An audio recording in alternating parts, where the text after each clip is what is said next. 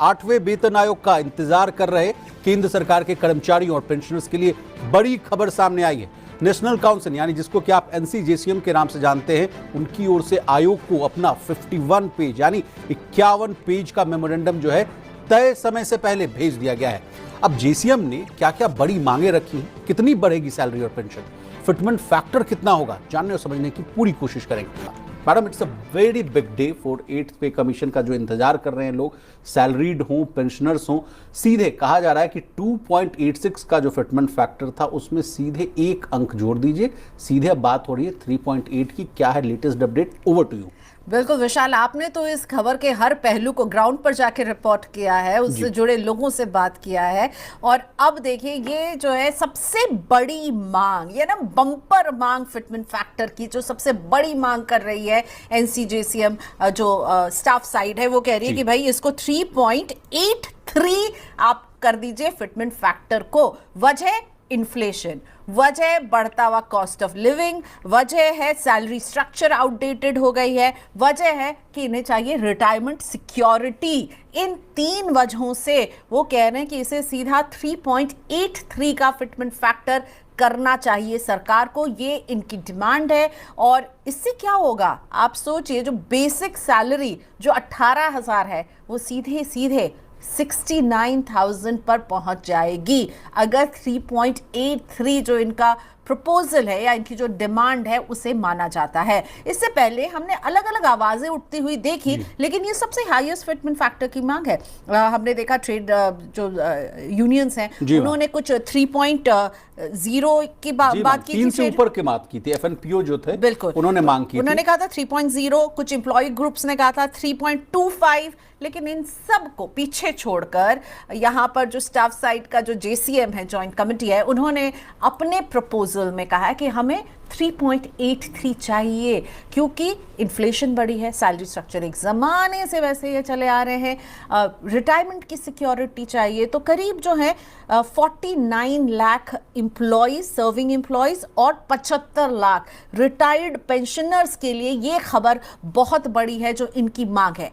सरकार इसे मानेगी या नहीं, ये तो देखने वाली बात है। लेकिन अभी फिटमेंट फैक्टर को सीधा आप सोचिए 18,000 की बेसिक सैलरी 69,000 पर चली जाएगी। फिर जो अलग अलग पे स्केल हैं उन सब में हमें ये फिटमेंट फैक्टर क्या होता है, आप मल्टीप्लाई करते हैं ना जो मौजूदा सैलरी है उससे, तो वो मल्टीप्लायर इफेक्ट हमें हर लेवल पर देखेगा। पे स्केल 1 में मैं बता रही थी कि 18,000 से 69,000, और बाकी सब में हम इसी तरह से बढ़ते हुए इसे देखेंगे। पे स्केल 1 सबसे लोअर वाला जो स्केल है वो मैंने पिक करके बताया है, लेकिन सारे ही में रिविजन हम होते हुए देखेंगे।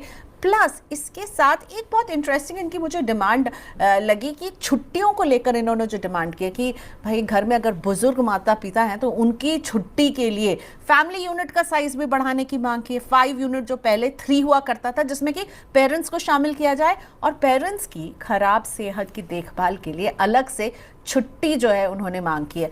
एक और अलग हटकर छुट्टी की डिमांड है इसमें, वो है सोशल ऑब्लिगेशन लीव, SOL, कि घर में कोई पारिवारिक कोई फंक्शन है, कहीं जाना है, तो SOL लीव की वो मांग कर रहे हैं। किसी की देहांत हो जाए, मृत्यु हो जाए, उसके लिए दोनों तरह से। तो और रिटायरमेंट के लिए इनका कहना है OPS को तो या तो आप बहाल कीजिए, जी हाँ, OPS वापस लेकर आइए वाली जो डिमांड है मैडम, वो अभी भी बरकरार है। इसके अलावा मैडम आपको थोड़ा आराम देते हैं, लेकिन सालाना जो है वेतन वृद्धि का भी जो है सुझाव दिया हुआ नजर आ रहा है। कहा जा रहा है कि जो मौजूदा 3% है उसको बढ़ाकर 6% करने की मांग है। लेवल्स को जो है, पे लेवल्स जो है उनको भी मर्ज करने का भी जो है वो सुझाव दिया गया है। इसके अलावा HRA जो है उसको 40% रखने का प्रस्ताव दिया जा रहा है। अब खाने पीने के खर्च पर भी जो है वो बदलाव करने की बात कही जा रही है। इसके अलावा मैडम आपसे समझने की कोशिश करेंगे, जो आपने बात अपनी संबोधन में कही थी कि विशाल इट इज़ नॉट फीजिबल, क्योंकि इसके पहले भी टर्म्स ऑफ रेफरेंस की जब हम लोग चर्चा कर रहे थे उस समय साफ लिखा हुआ था सरकार की तरफ से कि थोड़ा जो है फिस्कल हालात को भी देखिए, जिस तरह से जियोपॉलिटिकल टेंशंस, ईरान इजराइल का वार, और जिस तरह से अभी तक हमारे साथ जो है इंडिया US ट्रेड डील भी नहीं हुआ, तो अभी पूरा मूड माहौल जो है गड़बड़ाया हुआ है। वैसे बीच में कहा गया था कि लिखा गया था टर्म्स ऑफ रेफरेंस में कि थोड़ा देखिए कि फिस्कल हेल्थ क्या है, राजकोषीय घाटा क्या है, तमाम चीज़ों को बोला गया था। उसको भी दरकिनार कर उसके बाद जो है 3.83 का डिमांड करना, इसको आप कितना फीजिबल मानती हैं? फीजिबल मुझे तो नहीं लगता सरकार इसको जो है इस लेवल पर लेकर आएगी। हालांकि कहा हमने देखा था 7th पे कमीशन की अगर मैं बात करूं तो 2.57 था। आप सोचिए 2.57 से 3.83 जैसा जंप क्या सरकार अफोर्ड कर सकती है?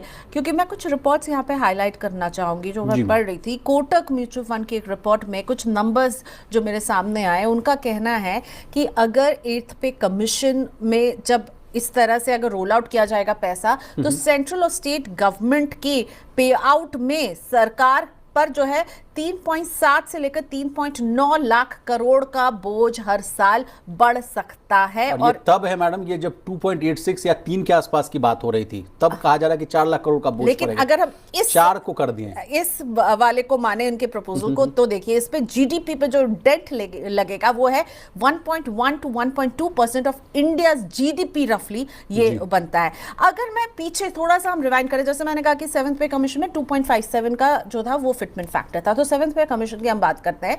जब 7th पे कमीशन लागू हुआ था तो उस फाइनेंशियल ईयर 2016 की हम बात करते हैं तो वो जीडीपी का 2.6% हुआ था, और 2017 में जब 7th पे कमीशन लागू हुआ तो ये 2.6% सीधा बढ़ करके इसमें 40 बेसिस पॉइंट की बढ़ोतरी और वो 3% हो गया था। ठीक है, इसी तरह अगर 6th पे कमीशन, इससे भी हम अगर पुराने वाले में जाएं, जब वहां पर भी जब 6th पे कमीशन लागू हुआ 2009 में, तब इसी तरह से जीडीपी का जो 2% ऑफ जीडीपी हुआ करता था वो बढ़ करके 2.8% हो गया। तो क्या सरकार इसको अफोर्ड कर सकती है?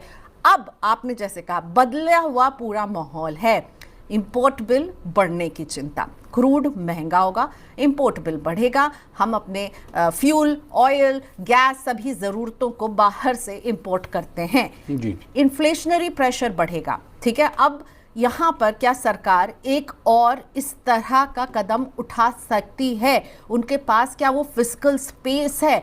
ये है बड़ा सवाल। देखिए, मांगने को और मांग तो कुछ भी की जा सकती है, लेकिन सरकार भी तो, आप मुझसे कुछ भी आज पैसे मांग सकते हैं, पर मुझे भी तो अपना पर्स देखना होगा, मेरा पर्स कितना आपको दे सकता है, उसी हिसाब से मैं दूंगी ना। तो सरकार को भी अपना बटुआ तो टटोलना पड़ेगा, और टटोलती ही है सरकार और टटोलेगी ही। मुझे लग रहा है 3.83 जरा ये मांग ऊंची हो गई है।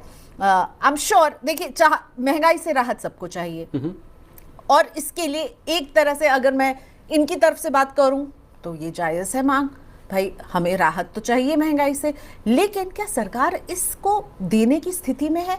यहाँ पर मामला अटकता हुआ नजर आता है। लेकिन एक ध्यान रखिएगा, मल्टीप्लायर इफेक्ट होता है जब 8th पे कमीशन, जैसे जब ये पे कमीशन लागू होते हैं और लोगों के हाथ में जब ज्यादा पैसे जाते हैं ना, वो ज्यादा खर्च करते हैं, और ये इकोनॉमी के लिए बहुत अच्छी बात होती है जी। लेकिन आपको ज्यादा पैसे दूं मैं खर्च करने के लिए, और यहाँ मैं अपने ऊपर बोझ बढ़ा लूं, मेरा फिस्कल डेफिसिट का मैथ्स गड़बड़ा जाए, क्या ये सरकार ये रिस्क ले सकती है? ये है बड़ा सवाल यहाँ। चलिए मैडम, अब कुछ थोक महंगाई के जो आंकड़े भी आए हैं वो भी बड़े चिंताजनक है मैडम। 38 महीने में सबसे ज़्यादा है, मार्च में ये जो है 3.88% पर पहुंच गई है, जबकि फरवरी में अगर बात की जाए तो ये 2.13 के आसपास था। तो अभी अगर महंगाई के भी अगर मोर्चे पर देखें तो थोड़ी जो है दिक्कत देखने को मिल रही है। लेकिन इसी के अलावा मैडम एक और बोझ की जो आपने बात कही थी मैडम, खुल के आपसे बात करना चाह रहा हूँ। अब ये तो हुआ कि भाई 3.83%, मतलब मोटा मोटी लगा कि 4% के आसपास का, मतलब अब 4 गुना आपने कर ही दिया है बात। अब 20,000 का माल है तो उसको 4 गुना करेंगे तो 80,000 तो आसपास ऐसे पहुंच गया। अब इसी के साथ एक और मतलब पेज है इसमें मैडम, एरियर वाला पेज। अभी तो आप 18 महीने का समय मांग रहे हैं, 12 महीने और जोड़ लीजिए उसको पूरी तरह से इंप्लीमेंट कराने में, not only on the centre but on the states भी, क्योंकि स्टेट भी हूबहू उसकी रेप्लिका को लागू करेंगे नहीं करेंगे तो अच्छा खासा भी समय, 2-3 साल भी लग ही जाएंगे। उसके बाद आपको एरियर देना है 1 जनवरी 2026 से, तो ये तो पैसा आपको बोझ पड़ेगा ही, प्लस एरियर देने में भी जो है आप हालत खराब होने वाली। बिल्कुल, पिछला भी तो आपको देना होगा ना। 2026 से आपने कहा कि ये लागू किया जाएगा 1 जनवरी 2026 से, तो 2026 से जब लागू होगा तो अरियर्स का बोझ भी सरकार पर पड़ने वाला है। तो लबोलुबाब यही है कि क्या सरकार अफोर्ड कर सकती है? पैसा वो बढ़ाना तो चाहती है, लेकिन क्या ये जो मांग है ये उनके लिए बहुत बड़ा बर्डन मुझे लग रहा है। ये मतलब फिटमेंट फैक्टर का ये नंबर अभी तक नहीं आया था, 3.83। आपने इतनी तमाम स्टोरीज और बातचीत की, किसी ने कभी कहा 3.83? कभी नहीं मैडम, मैंने तो टॉप ब्यूरोक्रेट से भी बात कर ली, जो रिटायर्ड हैं उनसे भी बात की, उन्होंने किसी ने भी नहीं स्वीकारा। उन्होंने एक आदमी उसमें थे, उन्होंने कहा था कि विशाल जैसे कि ये तर्क सही माना जा सकता है कि जैसे मान लीजिए कि 7वें वेतन आयोग में 2.57 मिलता है, तो चलिए उससे थोड़ा ऊपर दिया जा सकता है, लेकिन 2.86 से ऊपर, 3 से ऊपर किसी ने भी हामी नहीं भरे, क्योंकि उनका लंबा अनुभव होता है, वो ज़्यादा मैथमेटिक्स जानते हैं, वो ज़्यादा फिजिकल हेल्थ जानते हैं देश की, तो उन्होंने किसी ने हामी नहीं भरी थी। 2.25 के आसपास की बात चल रही थी, लेकिन सीधे 4 की डिमांड, 4 से थोड़ा सा नीचे 3.83 का फिटमेंट फैक्टर ये स्टाफ साइड को चाहिए।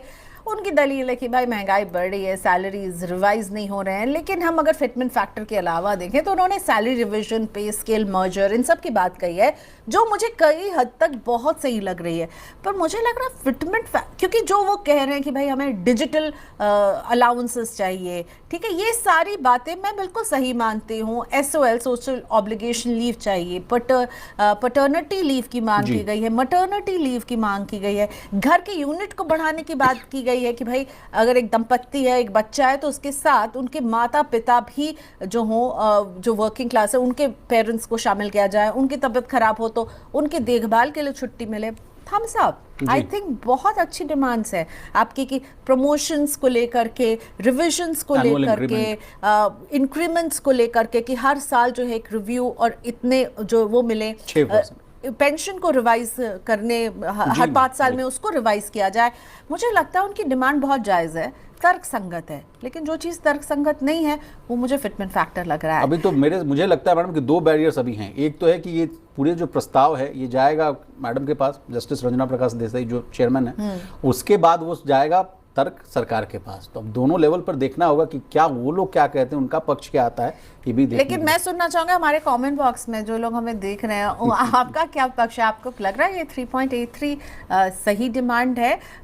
और अगर सही है तो क्यों? और आपको क्या लगता है कितना होना चाहिए, कितना हो सकता है? जरूर कमेंट बॉक्स में आपके कमेंट्स का इंतजार करेंगे। चलिए मैडम